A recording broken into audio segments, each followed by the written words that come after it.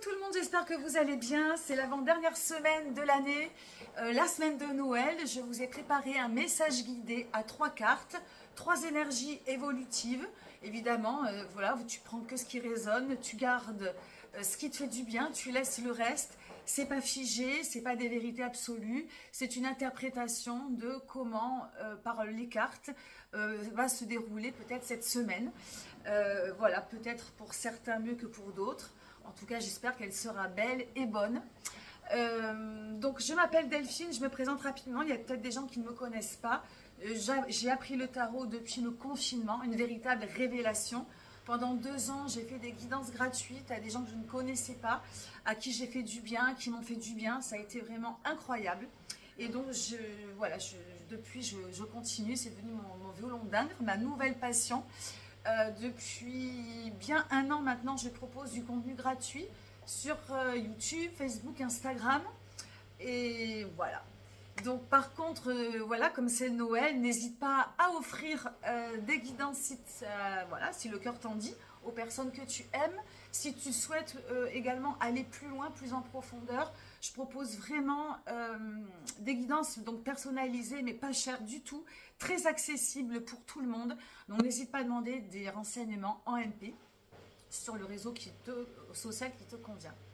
Voilà, donc on va commencer tout de suite par le thème de la semaine. Alors on a les ingrédients essentiels à une semaine de Noël. On a de l'amour, on a également de la sensation, de la vitalité. On a également de l'épée, on a du mental et on a de la matière. On a tous les ingrédients qu'il faut, mais sans prétention. Il n'y a pas de gros événements, de grosses énergies qui va venir... voilà, que ce soit dans le bon ou dans le mauvais, c'est plutôt des choses qui sont finalement un peu logiques dans une semaine de Noël. Alors on va pas tous vivre des choses idéales et parfaites comme se veut un peu cette semaine où on met vraiment la barre des fois un peu trop haute.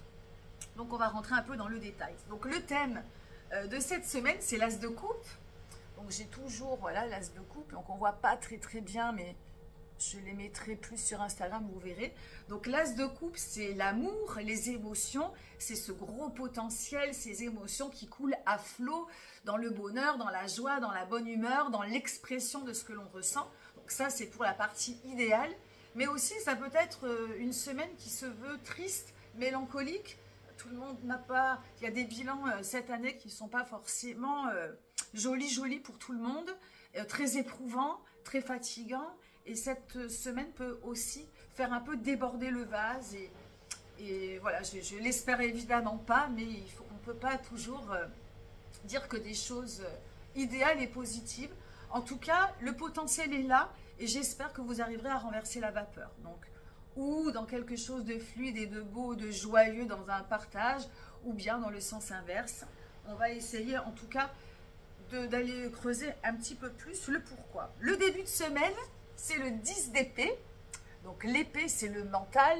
Hein, le 10, on arrive au summum un petit peu au summum. Alors, c'est quoi le 10 d'épée en début de semaine? Bon, ben, on associe ça à l'organisation, à la rapidité, aux prises de tête. Donc là, je fais une petite parenthèse un peu rigolote. Ça fait 2 jours que je cherche un bonnet de Noël que j'ai normalement quelque part. J'ai fouillé sans dessous ma chambre. J'ai été à Maxi Bazar, ils n'ont plus de bonnet de Noël. Donc, ben, j'ai pris un bonnet péruvien. Mon pull de Noël, c'est dans le rose cette année. Je vous ai mis un petit peu quelques petits Père Noël derrière pour voilà, annoncer un peu la couleur. Mais mon intention était de vous présenter cette vidéo avec un bonnet de Noël. Donc, ça m'a pris la tête. Évidemment, c'est un détail.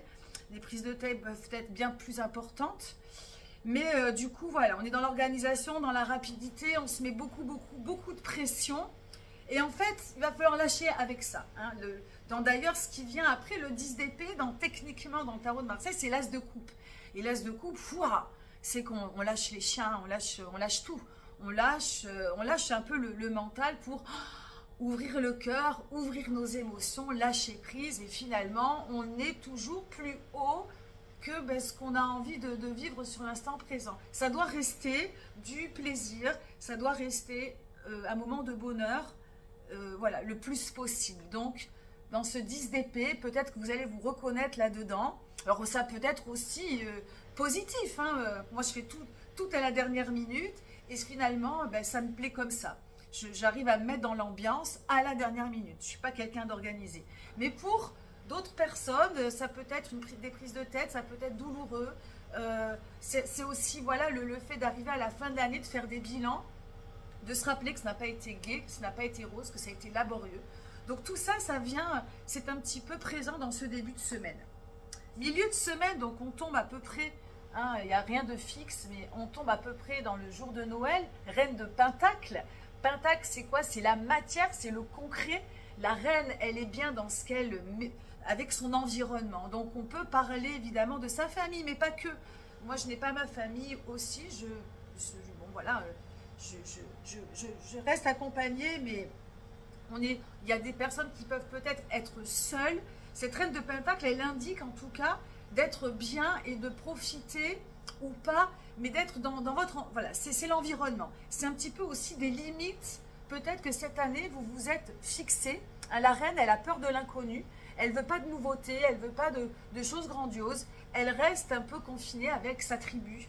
Donc, amis, famille, ou peut-être même avec vous-même, avec vos limites, avec votre propre entourage, vos animaux, peu importe. Hein, vraiment adapté. Dans cette cas de reine de Pentacle, ce que j'entends, c'est vraiment d'être en sécurité, d'être bien avec votre minimum maximum. C'est vraiment important.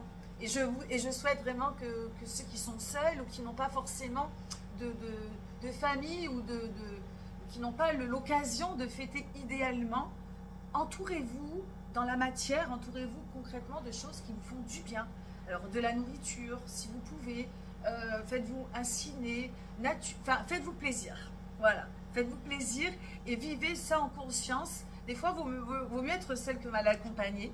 Et pour les autres, évidemment, eh bien, entourez-vous de vos proches. Et dans la reine de Pentacle, on est vraiment dans ce partage, dans la matière. Donc, on a plutôt une carte jolie, mais voilà, qui a décidé cette année de ne pas mettre trop de grandeur, trop de prétention dans ce moment. Et je trouve ça plutôt ok. Alors, la fin de la semaine, c'est le 6 de bâton. Alors, 6 de bâton, ben, c'est toujours pareil, comme dans les cartes. Hein, les cartes, elles traversent les polarités positives et négatives. On n'est pas que dans le bon, on n'est pas que dans le mauvais. 6 de bâton, le 6, c'est l'harmonie normalement.